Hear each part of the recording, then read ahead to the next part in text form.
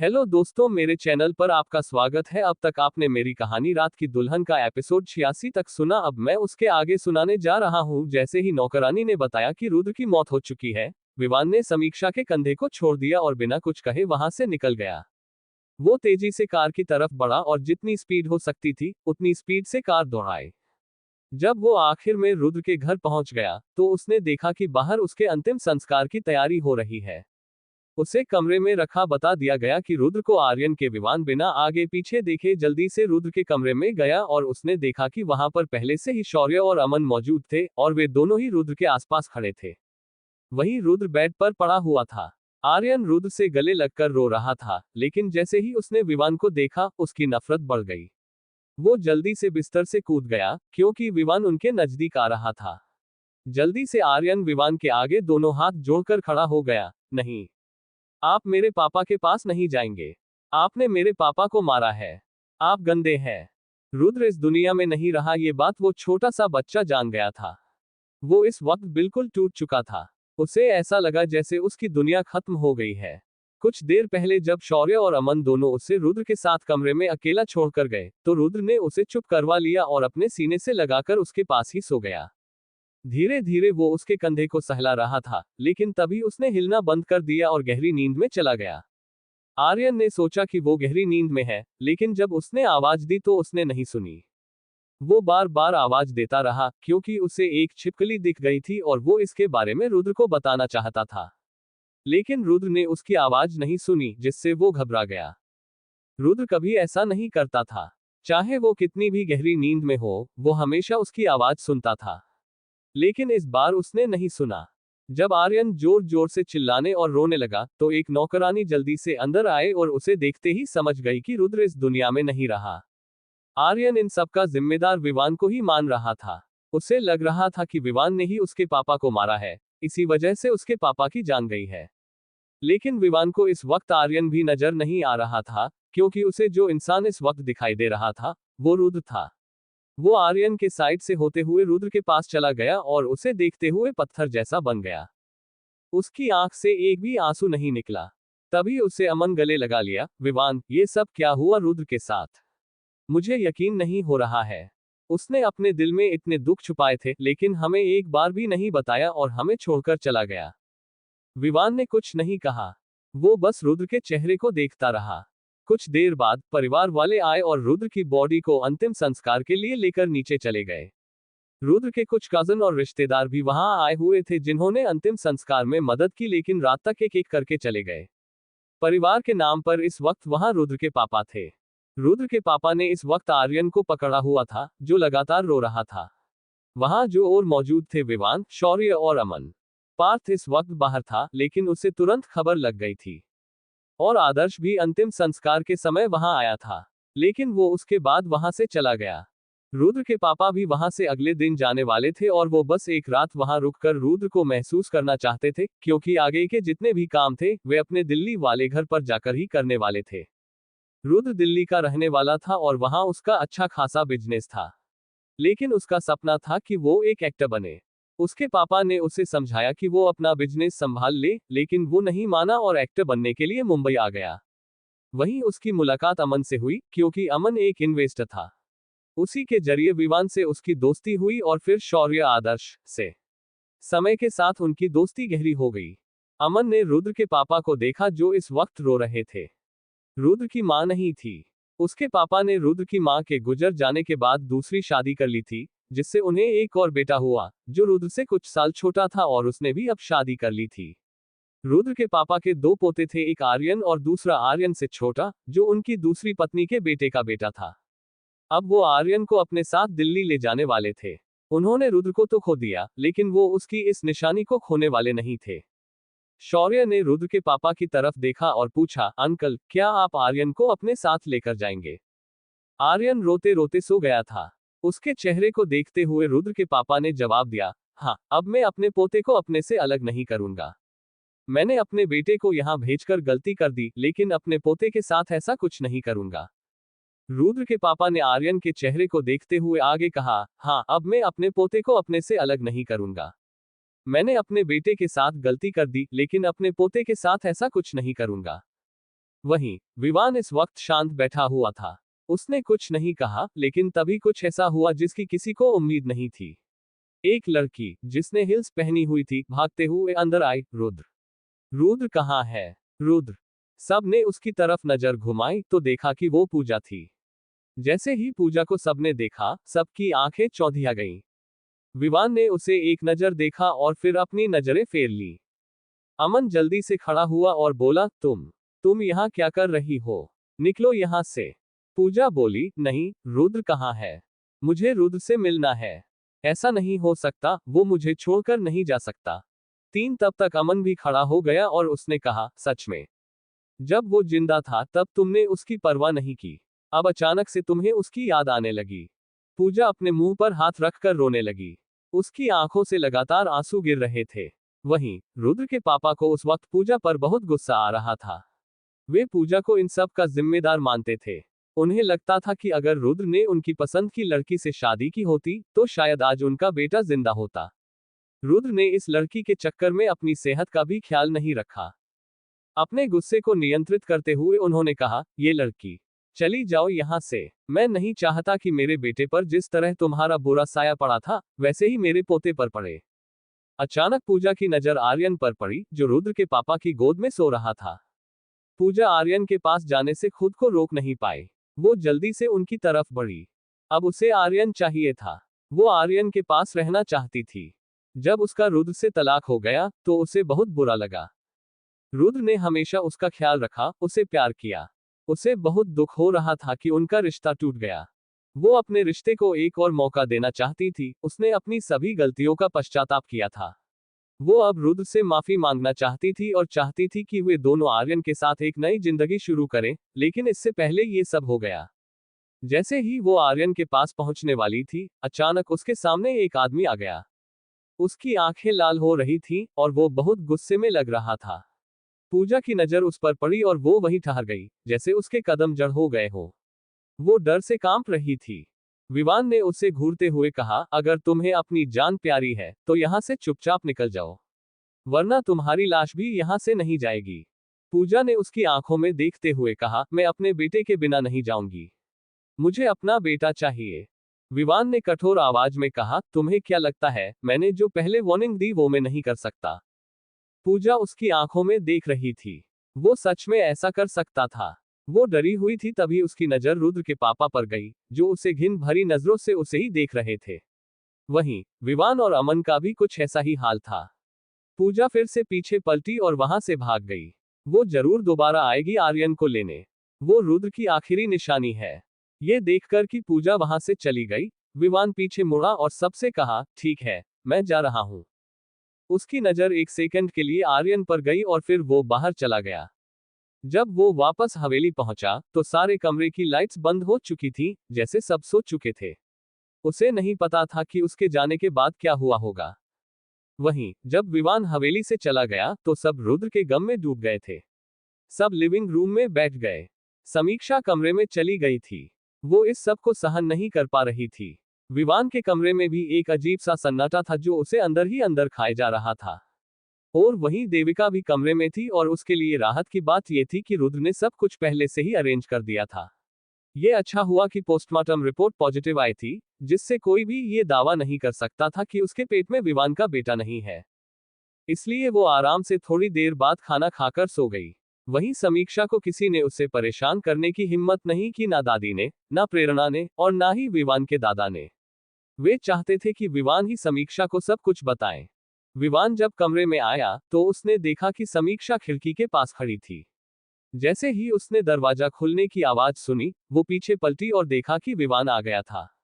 वो जल्दी से उसके पास आए और उसे गले लगाकर रोने लगी। उसके लिए ये सब सहन करना आसान नहीं था। वो बुरी तरह टूट गई थी। उसे समझ में नहीं आ रहा था कि वो रुद्र के लिए रो रही है या इस कारण कि विवान का बच्चा किसी और के पेट में है। सब कुछ मिली जुली भावनाएं थी। उसने ये भी सोचा कि उसकी तरह विवान का भी ये शादी से पहले का मामला हो सकता है और अगर विवान पहले किसी और के साथ था तो उसे गुस्सा करने का कोई हक नहीं था। लेकिन विवान को देखते ही वो अपना रोना रोक नहीं पाए। उसके दिमाग में कभी विवान, कभी देविका और कभी रुद्र की तस्वीर घूम रही थी। उसे रोते हुए देखकर विवान ने उसे गले से लगा लिया। समीक्षा ने रोते रोते कहा, विवान ऐसा क्यों हुआ? अच्छे लोगों के साथ हमेशा बुरा क्यों होता है? विवान के पास इसका कोई जवाब नहीं था।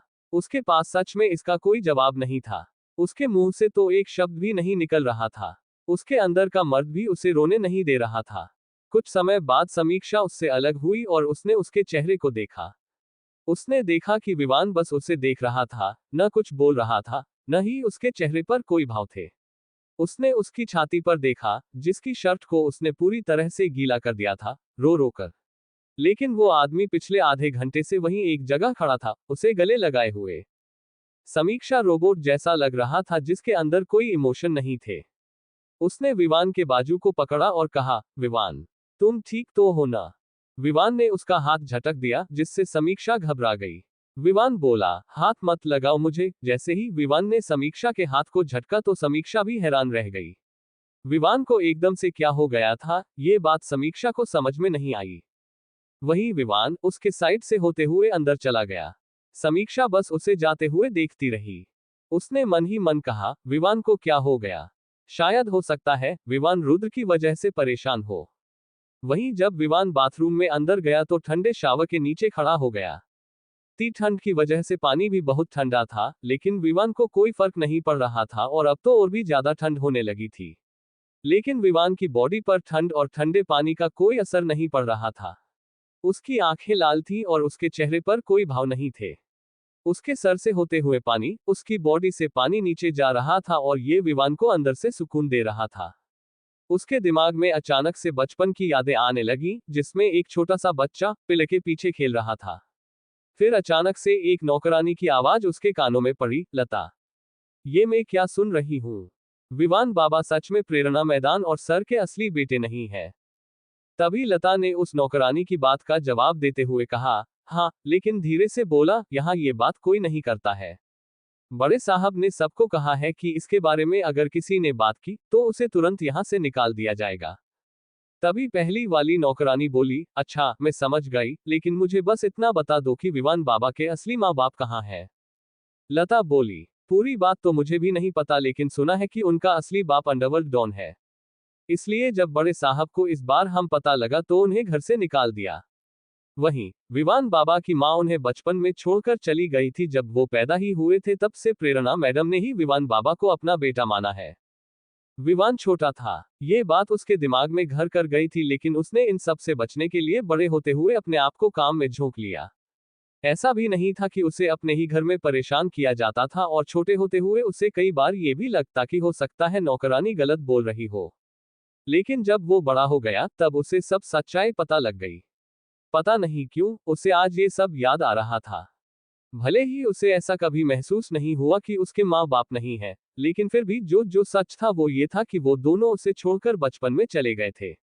उसकी माँ चली गई थी उसके पैदा होते ही उसे छोड़कर, और अब रुद्र भी चला गया। विवान को पता नहीं, ऐसा लगता था जैसे धीरे धीरे उसे सब छोड़कर चले जाएंगे।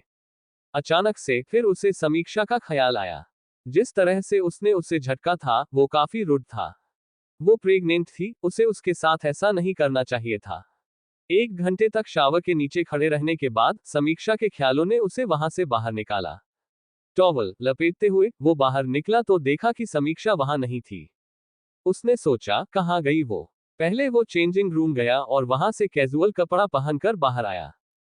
रूम से बाहर निकलकर उसने सोचा कि समीक्षा बालकनी में होगी, लेकिन वो वहां नहीं थी। नीचे आकर उसने सब जगह उसे ढूंढा, वो बालकनी में तो क्या पूरी हवेली में कहीं नहीं थी। इस वक्त को सब सो चुके थे, बाहर गार्ड्स और कुछ बॉडीगार्ड खड़े हुए थे। उसके दिमाग में पहला ख्याल आया वो ये था कि समीक्षा उसे छोड़कर चली गई है। हाँ, उसके माँ बाप और रुद्र के बाद अब समीक्षा उसे छोड़कर चली गई है। वो एकदम से पागल सा हो गया। ऐसा लग रहा था जैसे वो इस दुनिया को अभी के अभी तबाह कर देगा। उसकी मुट्ठी कस गई और उसकी आंखें तुरंत खतरनाक हो गई। वो उसे छोड़कर नहीं जा सकती थी। नहीं, वो उसे कहीं नहीं जाने देगा। क्या सच में वो उसे छोड़कर चली गई होगी? जब वो बाहर आया तो उसने बॉडीगार्ड से पूछा, क्या कोई हवेली से बाहर गया? गार्ड ने तुरंत कहा, सर हम तो कब से यहाँ खड़े हैं, कोई बाहर नहीं आया।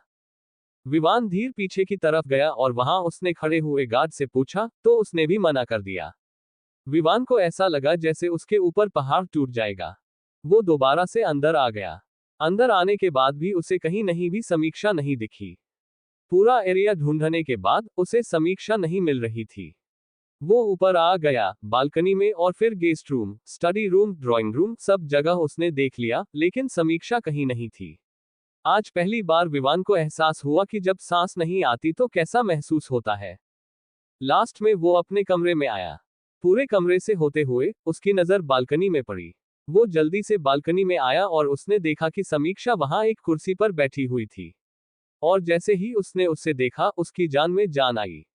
आज उसने पहली बार किसी को खोने का डर महसूस किया था। ये सच में बहुत डरावना था। उसे नहीं पता था कि क्यों, लेकिन ये लड़की उसकी कमजोरी थी। हाँ, उसकी कमजोरी। उसने सोचा था कि उसकी आज तक कोई कमजोरी नहीं है, लेकिन अगर वो किसी इंसान को खोने से डरता था, वो ये लड़की थी। समीक्षा भी विवान के बारे में ही सोच रही थी। वो अपनी सोच में कौन थी कि तभी विवान ने कठोर आवाज में कहा, तुम यहाँ क्या कर रही हो? उसकी आवाज सुनकर समीक्षा जल्दी से उसकी तरफ घूमी और देखा कि वो उसी तरह से गुस्से में वहां खड़ा हुआ था। समीक्षा ने अपने होंठ भींच लिए। उसे समझ में नहीं आ रहा था कि वो गुस्सा क्यों था। इससे पहले कि वो कुछ समझ पाती थी, विवान आगे आया और उसने उसकी बाजू पकड़ ली। समीक्षा उसकी हरकत से हैरान थी, लेकिन वो समझ गई कि वो चाहता है कि वो खड़ी हो जाए। तो समीक्षा खड़ी हुई। उस वक्त विवान को ही वो देख रही थी। उसे डर भी लग रहा था, लेकिन तभी ऐसा कुछ हुआ है जिसकी उसे उम्मीद नहीं थी। विवान ने उसे रेलिंग के सहारे कर दिया और बिना किसी वार्निंग ने उसे किस कर दिया। समीक्षा का चेहरा हैरानी से फैल गया। अब जाकर विवान को थोड़ी शांति मिली। वो उसे परेशान करने के लिए सजा देना चाहता था, लेकिन वो प्रेग्नेंट थी, इसलिए उसने बस कुछ देर उसे किस करने के बाद छोड़ दिया। समीक्षा बस हैरानी से उसे देख रही थी। जिस तरह से उसने उसे कुछ समय पहले झटका था और गुस्से में था, उसे ऐसा लगा था कि वो उसे जान से मार देगा, लेकिन ऐसा नहीं हुआ। बल्कि उसने तो उल्टा उसे किस कर दिया। उसने उसके हैंडसम चेहरे को देखा। वो उससे कुछ कहना चाहती थी, लेकिन बोल नहीं पाई। लेकिन तभी विवान ने उसे गले से लगा लिया। उसका चेहरा उसकी मस्कुलर चेस्ट के अंदर दब गया। अचानक से ठंडी हवा जिससे उसे ठंड महसूस हो रही थी, वो कहीं गायब हो गई। उसके गर्म आलिंगन में उसे बहुत अच्छा महसूस हो रहा था, बहुत अच्छा। पता नहीं क्यों, वो दोनों ही नहीं चाहते थे कि ये लम्हा कभी खत्म हो। पता नहीं क्यों, पर वो पहले सोच रही थी कि विवान पहले इसलिए रुक क्योंकि वो देविका के पास वापस आना चाहता था। जो भी वो उसके बच्चे की मां बनने वाली थी और वो उसके अपने बच्चे की मां बनने वाली थी। उसने तो यहां तक सोच लिया था कि विवान उसे छोड़ देगा। और ये बात उससे अंदर ही अंदर खाए जा रही थी। समीक्षा ने अपने हाथ ऊपर उठाए और विवान के चारों तरफ लपेट दिया। उसने अपने सर को उसकी चेस्ट में थोड़ा रगड़ा और फिर धीरे से कहा, विवान, क्या तुम अब मुझे छोड़ दोगे? उसकी बात सुनकर विवान को थोड़ी हैरानी हुई। वो उससे थोड़ा दूर हुआ और उसके चेहरे को देखा। समीक्षा ने अपनी नजर नीची कर ली थी। वो दोबारा से बोली, क्या तुम मुझे छोड़ दोगे? विवान थोड़ा नाराजगी से बोला, क्या तुम मुझे छोड़ने के बारे में सोच रही हो? समीक्षा ने तुरंत अपनी गर्दन न में हिला दी। वो बोली, मैं नहीं सोच रही, लेकिन देविका तुम्हारे बच्चे की मां बनने वाली है और मैं तो। ये कहकर वो चुप हो गई। विवान ने उसे अपने और करीब किया और उसके माथे पर किस करते हुए उसे अपने सीने से लगा लिया। उसके बालों को सहलाते हुए उसने कहा, नहीं, कभी नहीं। समीक्षा को उनके पास जाने पर राहत मिली, लेकिन फिर उसने कहा, लेकिन देविका तुम्हारे बच्चे की मां बनने वाली है। विवान ने कहा, नहीं, ऐसा नहीं है। वो मेरे बच्चे की मां बनने वाली नहीं है। समीक्षा को हैरानी हुई। उसने कहा, क्या? लेकिन वो। विवान ने उसे थोड़ा दूर किया और उसके होठों पर उंगली रखते हुए बोला, बस अब कोई सवाल नहीं। कल सब कुछ सामने आ जाएगा। पता नहीं क्यों, पर समीक्षा को उसकी बात पर यकीन हो गया। वो खुद भी ये समझ नहीं पा रही थी कि कब से वो विवान पर इतना यकीन करने लगी है कि उसकी एक बात कहते ही वो चुप हो जाया करती थी। उसे लगता था कि विवान सब कुछ सही कर देगा। ये सब सोचते हुए वो इस बात पर यकीन कर रही थी कि देविका के पेट में सच में विवान का बच्चा नहीं है। तभी विवान उसे अंदर लेकर आ गया। अंदर आने के बाद उसने दरवाजा बंद किया और उसे बेड पर बैठा दिया। समीक्षा भी वैसा ही करती रही जैसे विवान उससे करवाता गया। उसने ब्लैंकेट लिया और समीक्षा को अपनी बाहों में लेकर लेट गया। समीक्षा ने भी अपनी बाजू उसके चारों तरफ कर ली। दोनों को अच्छा लग रहा था और सुकून मिल रहा था। विवान के दिल में जो काफी देर से बेचैनी थी, वो अब शांत होने लगी थी। कुछ देर बाद उसने समीक्षा की तरफ देखा। उसने देखा कि समीक्षा सो चुकी थी। उसका हाथ अपने आप ही समीक्षा के पेट पर चला गया और उसने धीरे से उसके पेट को सहलाया। फिर कुछ देर बाद उसे पकड़कर सो गया। सुबह के वक्त जब विवान की नींद खुली तो उसने देखा कि समीक्षा उसके पास नहीं थी। अब जब वो नीचे तैयार होकर आया तो उसने देखा कि समीक्षा वहीं हॉल में बैठी हुई थी और डॉक्टर उसका चेकअप कर रहे थे। विवान असमंजस में थे।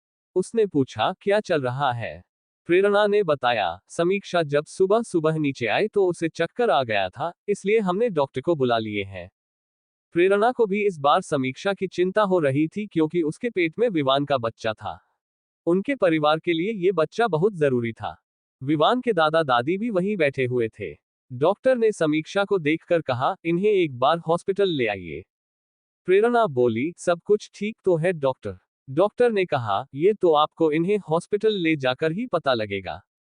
सभी थोड़ा परेशान हो गए।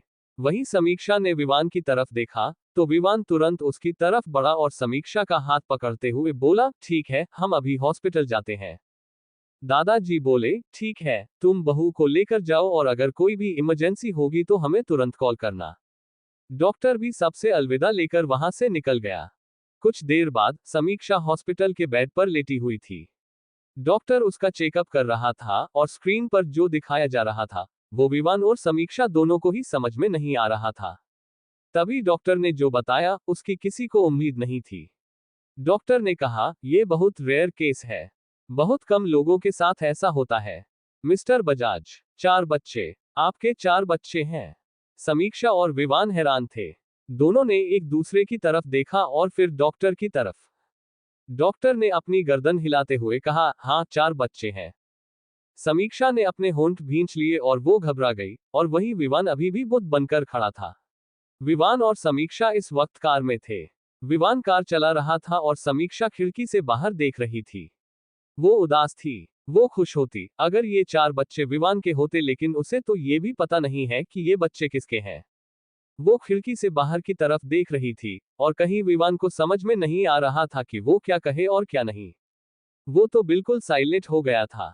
वहीं समीक्षा को ऐसा लग रहा था जैसे विवान इसलिए उससे बात नहीं कर रहा क्योंकि शायद वो उदास है और उसके साथ बात नहीं करना चाहता।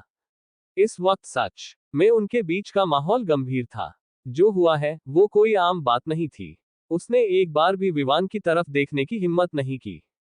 वहीं दूसरी तरफ विवान के अंदर एक उथल पुथल मची हुई थी जो रुकने का नाम ही नहीं ले रही थी। वो जैसे बेजुबान हो गया था।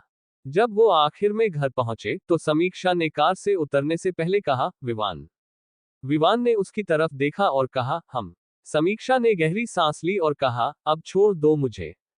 ये कहते ही जो उदासी उसके अंदर उमड़ रही थी और वहीं विवान के अंदर जो खुशी थी वो एकदम से गायब हो गई। समीक्षा ने दोबारा विवान से कहा, तुम दूसरी शादी कर लो। हाँ, देविका। देविका तुम्हारे बच्चे से प्रेग्नेंट है। तुम उसके साथ शादी कर लो। विवान का गुस्सा थोड़ा बढ़ गया। उसने कहा, मैंने तुमसे पहले भी कहा है कि वो मेरे बच्चे से प्रेग्नेंट नहीं है। समीक्षा बोली, तो मैं कौन सा तुम्हारे बच्चे से प्रेग्नेंट? विवान बोला, तुम हो। समीक्षा को लगा कि विवान फिर से उसे बहलाने की कोशिश कर रहा है।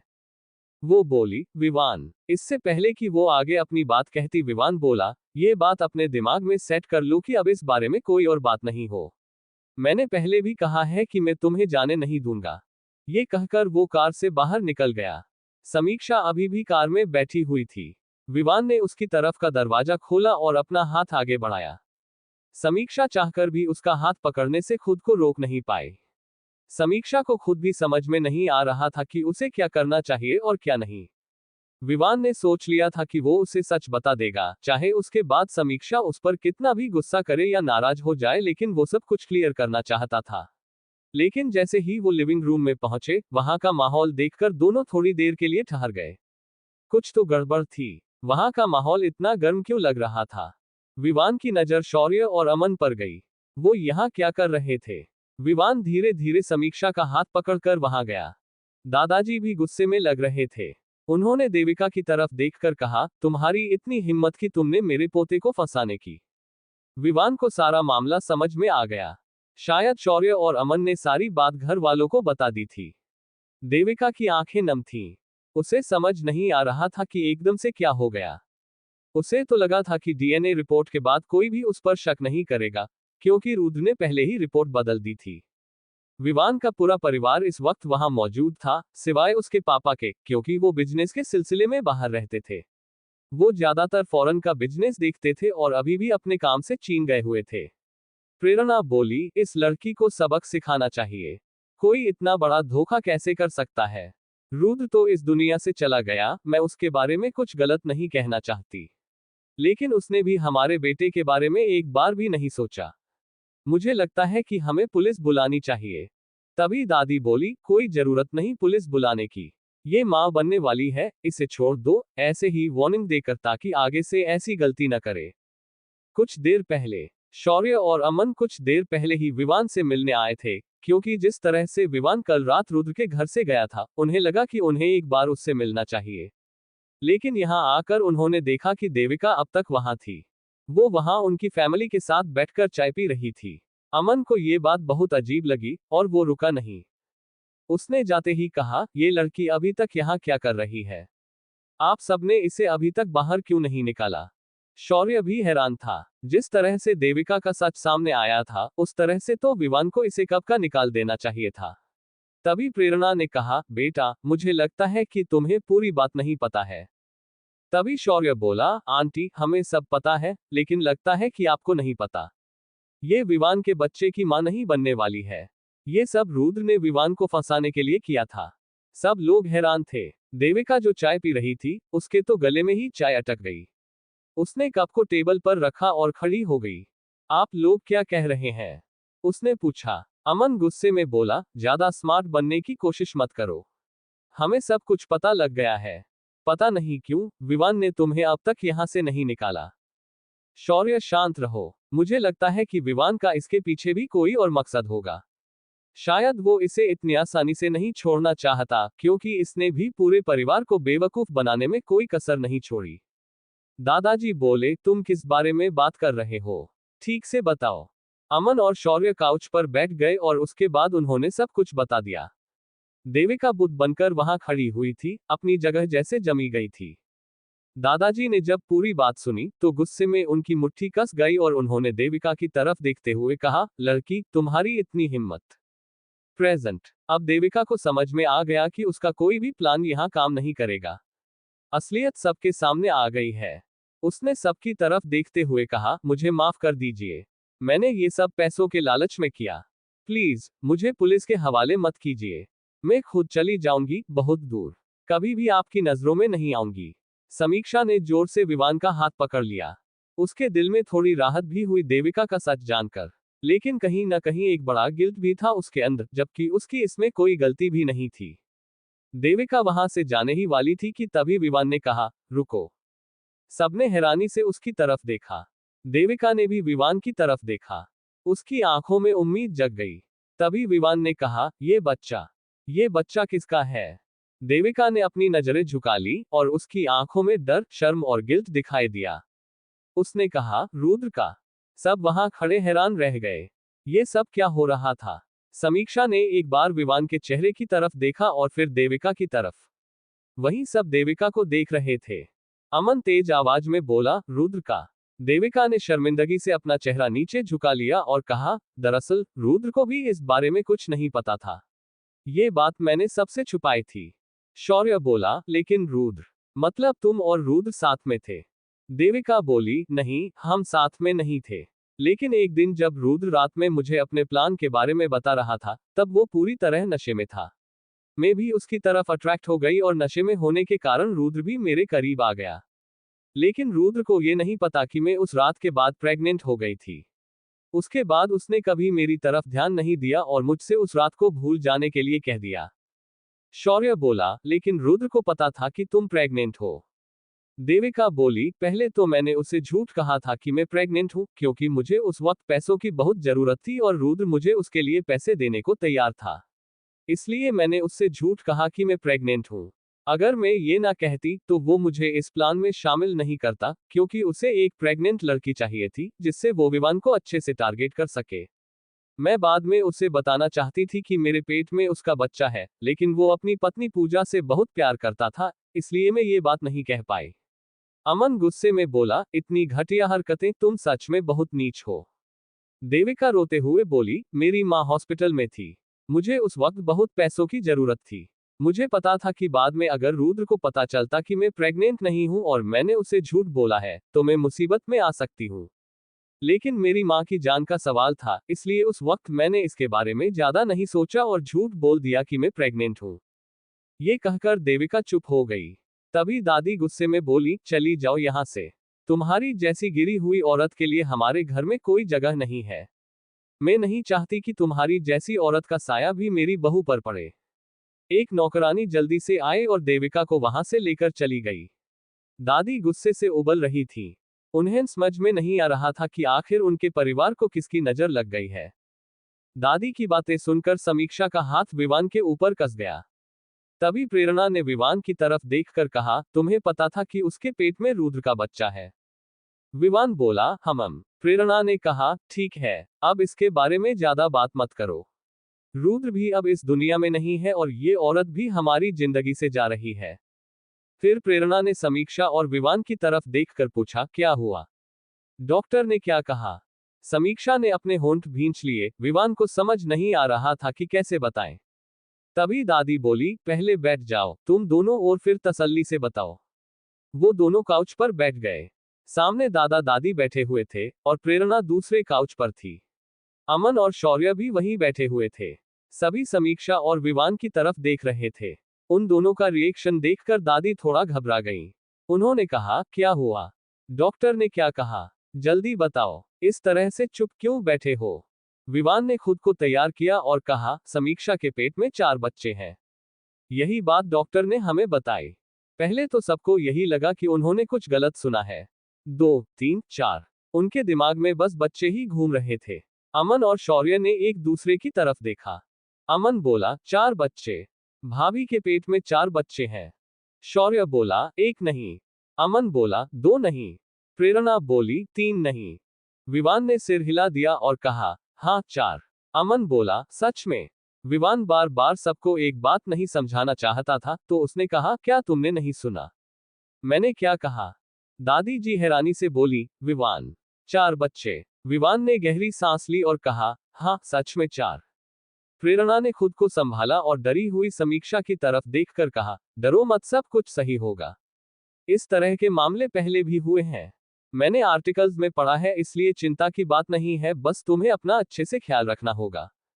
प्रेरणा ने अपनी बात खत्म भी नहीं की थी कि तभी दादी खड़ी हुई और वहां से चली गई। समीक्षा ने सिर उठाकर दादी को जाते हुए देखा।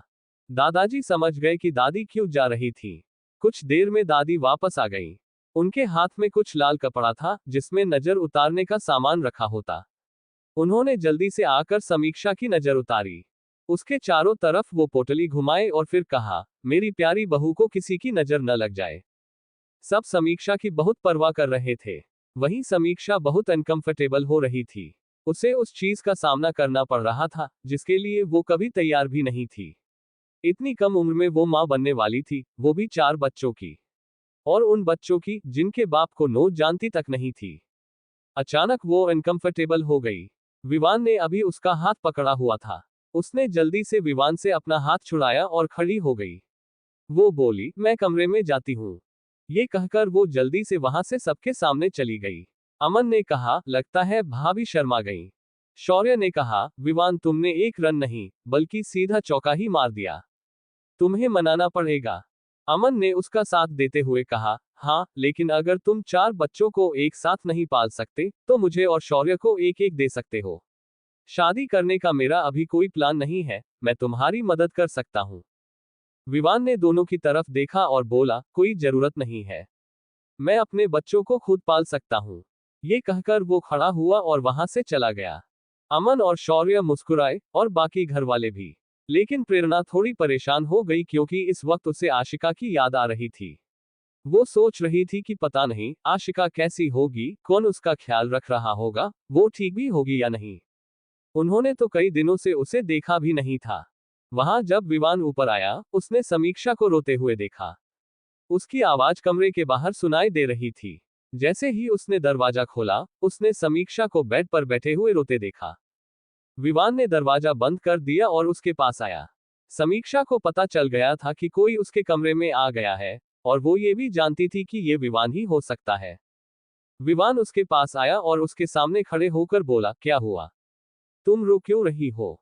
समीक्षा बोली, सब कुछ खत्म हो गया। इन बच्चों की वजह से मेरा करियर, मेरी मासूमियत, दूसरों का मेरे ऊपर विश्वास और मेरा कैरेक्टर, सब कुछ। विवान को ऐसा लगा जैसे किसी ने उसके दिल में तेज चाकू घोंप दिया हो। समीक्षा ने उसे देखते हुए कहा, विवान, मैं तुम्हें अपनी जिंदगी की सबसे बड़ा राज बताना चाहती हूँ, जो मैंने आज तक किसी से नहीं कही। उसने अपने आंसू पोंछे और विवान की तरफ देखते हुए कहा, मेरा मेरा रेप हुआ है। जैसे ही समीक्षा की बात विवान ने सुनी, उसकी मुट्ठी कस गई।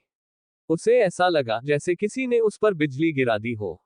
लेकिन फिर भी वो वहीं खड़ा रहा और आगे समीक्षा के बोलने का इंतजार करता रहा। उसका रिएक्शन देखकर समीक्षा का दिल भी दुखा। लेकिन फिर भी उसने आगे कहा, क्योंकि विवान को ये सब बताना जरूरी था। मैं जानती हूं, तुम्हें शौक लगा होगा, लेकिन ये बात सच है।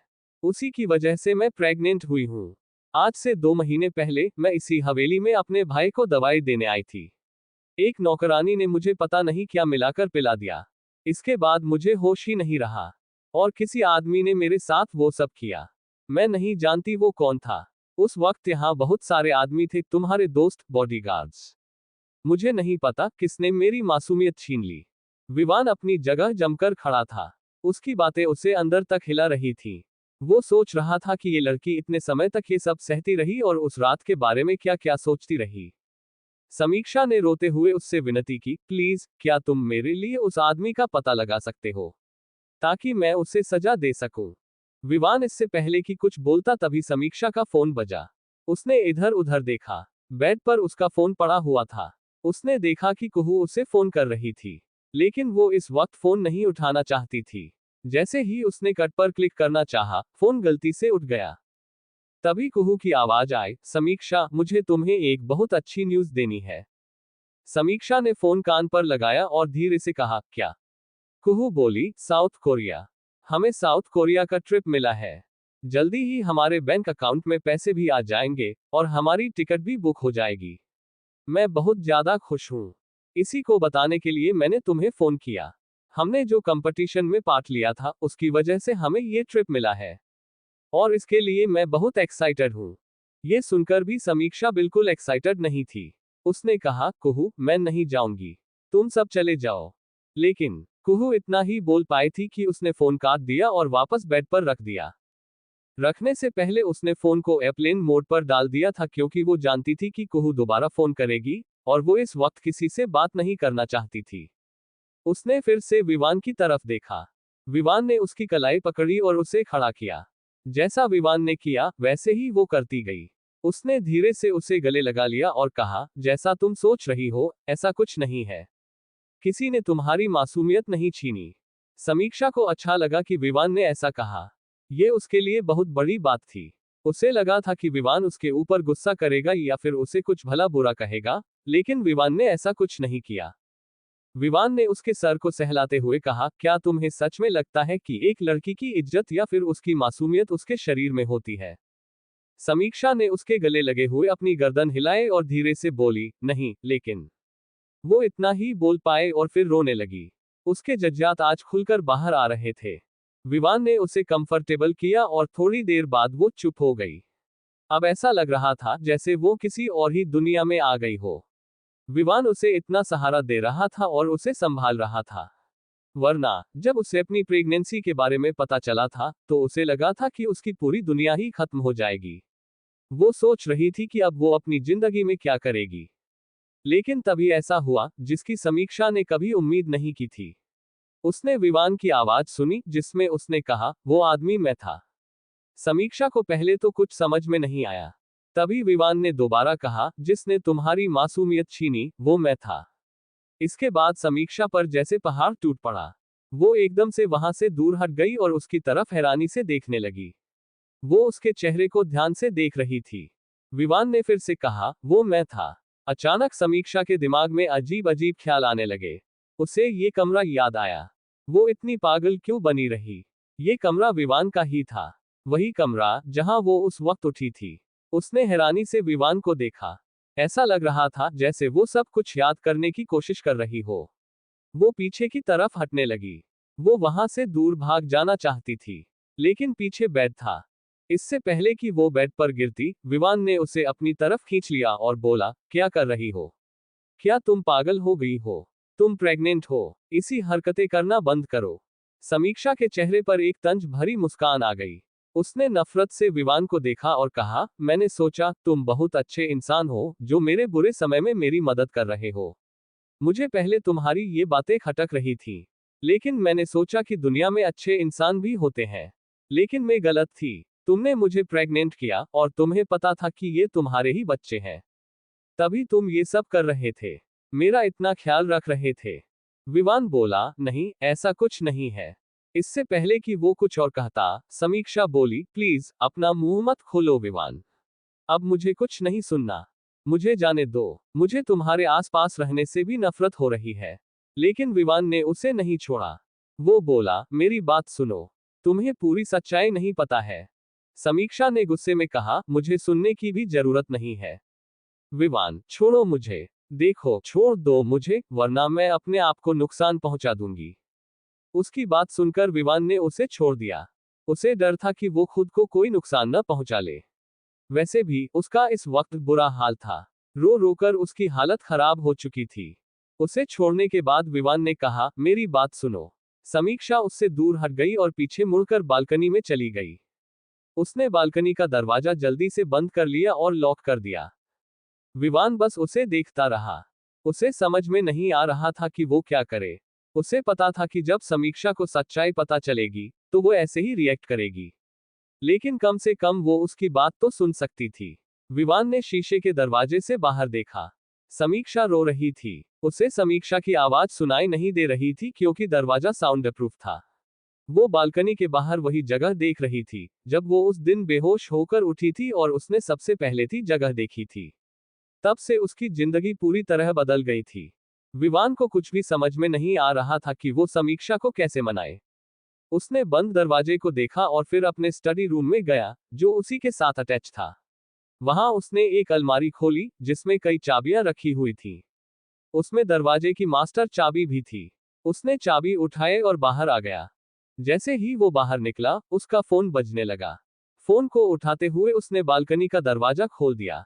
दरवाजा खुलने की आवाज से समीक्षा ने उसकी तरफ देखा।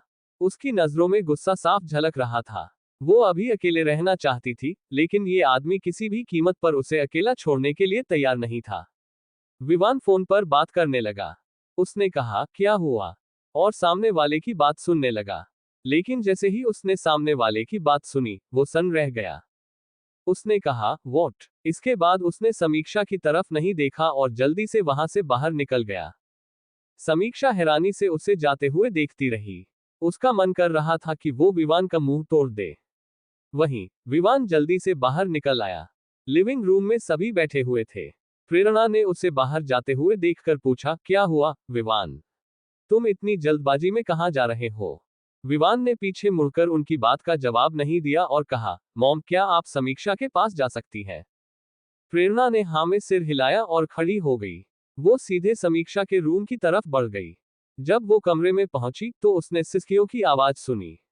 बालकनी का दरवाजा खुला था और आवाज वहीं से आ रही थी। प्रेरणा वहां गई तो उसने देखा कि समीक्षा बालकनी में एक कुर्सी पर बैठी रो रही थी। प्रेरणा को ये सब देखकर बहुत अजीब लगा। इतने अच्छे मौके पर, जब परिवार में खुशी का माहौल था, तो समीक्षा क्यों रो रही थी? क्या वो इस बात से रो रही थी कि उसके पेट में 4 बच्चे थे और उन्हें संभालना उसके बस की बात नहीं थी? प्रेरणा के मन में बस यही ख्याल आया। वो धीरे से उसके पास गई और उसके कंधे पर हाथ रखते हुए बोली, समीक्षा। जैसे ही समीक्षा ने प्रेरणा की आवाज सुनी, उसने एकदम से प्रेरणा की तरफ देखा। उसने अपने आंसू साफ किए और खड़ी हो गई। मॉम, आप यहाँ? समीक्षा ने हैरानी से कहा। प्रेरणा बोली, क्या हुआ, तुम रो क्यों रही हो? क्या होगा आगे जानने के लिए अगला भाग देखें और मेरे चैनल को सब्सक्राइब, लाइक, शेयर करें। धन्यवाद।